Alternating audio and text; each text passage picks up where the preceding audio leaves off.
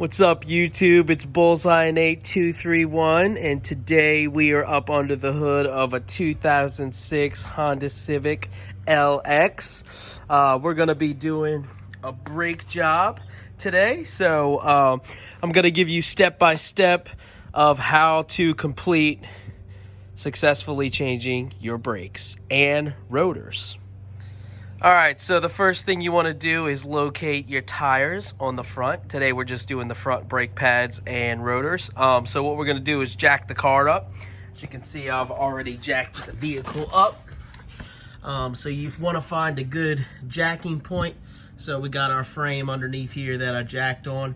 And then you always want to make sure you use jack stands. Before you get the car in the air, you want to make sure you get your lugs kind of loose, because these tires will spin as soon as you get off the ground. So you're just going to break all your lugs, jack the vehicle up, and then you're ready to take off the tire. Alright, so I got all the lugs removed, so I'm going to go ahead and take the hubcap off. This is actually held on by the lugs, so you don't take it off first. And then I'm going to pop the tire off, going to roll it to the side, and now you can see the caliper and the rotor. Alright, so the first thing we're going to do, because we're going to change these rotors today, so the first thing we need to do is take the caliper off.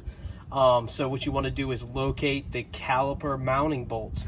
So you can see there's going to be two of them. This one right here, it's going to be a 17 millimeter. You got one at the top, and then there's one on the bottom directly underneath, if you can see that. That is the second one. So we're going to take both of those out. Like I said, 17 millimeter. I'm going to show you a little trick for those of you who may not have half-inch equipment.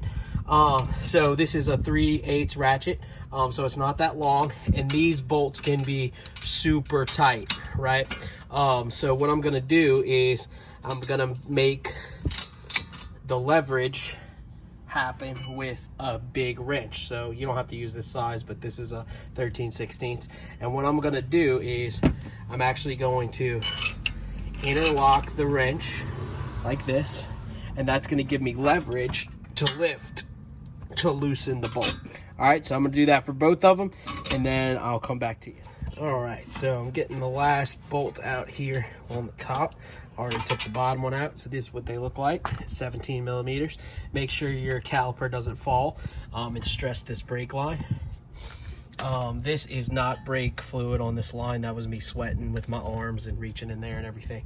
So now what I'm going to do is lift the caliper straight off.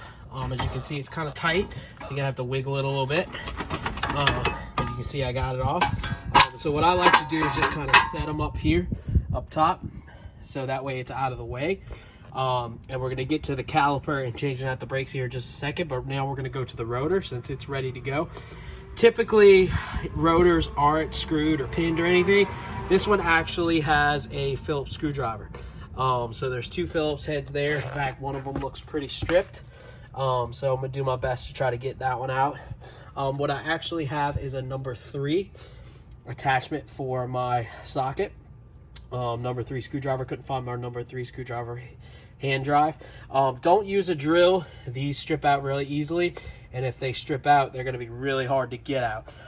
In the event that you have one that you cannot get out, or you have to tear up to get out, you could probably get a new one at your local auto parts store. It's not going to be called a screw. It's probably going to be called a rotor pin. So you can change those out if need be, but I find that the number 3 screwdriver works pretty well, even if they're pretty chewed up. But probably what it is somebody before me used a number 2 and really chewed it up trying to get it, or used a drill or something. So I'm gonna go ahead and loosen those. Like I said, I'm gonna use my ratchet. So it's gonna be this screw and this screw. Yours may be in a different position, but it's wherever the wheel falls. So you got to take out those screws, and then the rotor is ready to come off. All right, so I got mine broke free.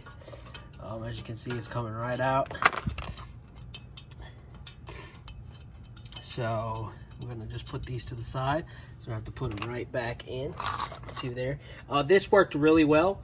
I didn't almost strip anything. And so that would be a good option for you to use the ratchet with number 3 screwdriver, Phillips driver, like you see there. So now the rotor should be free. So as you can see, it's loose. You want to wiggle it a little bit, try to get it loose. Sometimes they can really be on there. You might have to hit them with a hammer a little bit. Just, you know, you would just knock it a little bit to loosen up some of that rust and brake dust. But it's going to slide right on out. And then we'll be ready to slide the new one on. All right, so we got the new rotor back on in the same position as the old one. The thing you want to make sure you do is line up these holes for the Phillips screws or pins. So I'm going to go ahead and start feeding those back in. Just don't forget to put these little screws back in, or your rotor will be knocking all around. So make sure you do that, and just kind of hold it in as you go, so that it can thread. And then you just want to snug them down and get them tight, and then I'm going to show you what to do as we move up to the caliper. All right, so we got the rotor all secure back in place, and now we're going to move up to the caliper up here. This is a C-clamp, so you're going to need a C-clamp in order to push the piston back. See, as your brakes wear down, the piston comes out of this cylinder and squeezes the brakes together so that they're close against the rotor. And so since we're putting on new pads that are going to be thicker than the old ones, we've got to push that piston all the way back in, and that's what we're going to use the C-clamp for. So first thing I'm going to do is pop this top brake pad out so that it's not in the way. I'm just going to throw it to the side. And then what I'm going to do is, again, you want to try not to stress these lines or anything. I've just kind of got it relaxed there. But what I'm going to do is I'm going to put the C-clamp on like this, with the front side on the brake pad and the back side on the back of the caliper. And if you notice right here, you can see the piston is out. All right, so that's what we're watching, to see that push all the way back in. So as I tighten the clamp, you can see that gap getting smaller, and we're almost there. And that's it. Looks like it's bottomed out. So now you can look here and you can see that piston is pushed all the way back inside of the caliper cylinder. So that's what you want. So I'm gonna go ahead and take the clamp off, and then I'm going to nail pop this brake shoe or brake pad out. All right, and then your new brake pads are gonna come with new hardware. So if you notice, actually that one I just took out has this little squeaker on it. This little squeaker hits the rotor when the brakes are getting to be too worn, to let you know. So if your brakes are squeaking, that means this thing is squeaking because it's hitting the rotor. There's only one, so there's one on each side. So make sure you put that one back in the same position. But it comes with new hardware, so that's going to come either on the side or installed already. The ones I have already came with it installed. But if you'll notice, inside each one of these, there is these little metal clips. Okay, so they actually, when you buy new brakes, they're going to give you new clips. So what we're going to do is pop these clips out, and then pop new ones in. So because this stuff just gets so dirty and old, it's a good idea to go ahead and change all this. If for some reason they didn't give you clips, it's not a big deal not to change them. Maybe one time, but like, they should give you clips. So just make sure that you get the clips with your new brakes, and they just pop right in like that. So you can see that one is now been installed, and then we'll pop this one out.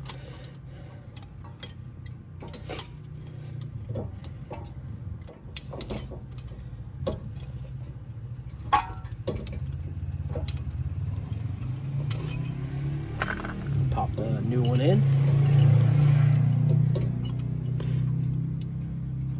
And the way they're made, they have slots so that they grab. So it just pops in like this. All right, now the new hardware clips have been installed, and we're ready for the brake pads. All right, so I got the new brake pads. So as you can see, this one has the little squeaker on it. This is what hits the rotor and makes that squeaky noise to let you know your brakes need to be changed. So what I'm gonna do is put this one back in the same position that the other one was. So this one was actually in the top here. So we'll put it right back in the top to match.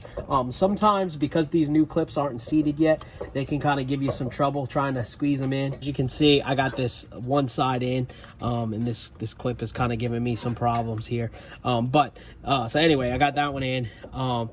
And then you just gotta kind of work it. You don't want to push this one in all the way because you'll never get the other side in, but you kind of want to back it out and get it just to where it's peeking through, and then just kind of wiggle it in, and then make sure you slide the brake pad all the way back.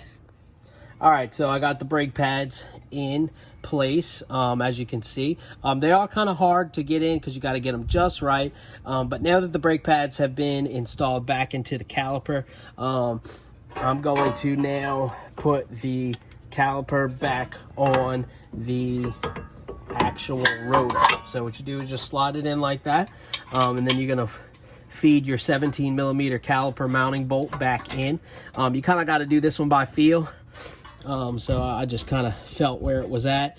Make sure you don't cross thread it or anything. Don't tighten it down all the way till you get the bottom one in, because you will have to move it around a little bit. I got the top one in. Now I'm going to put the bottom one in, and then I'm going to snug it up.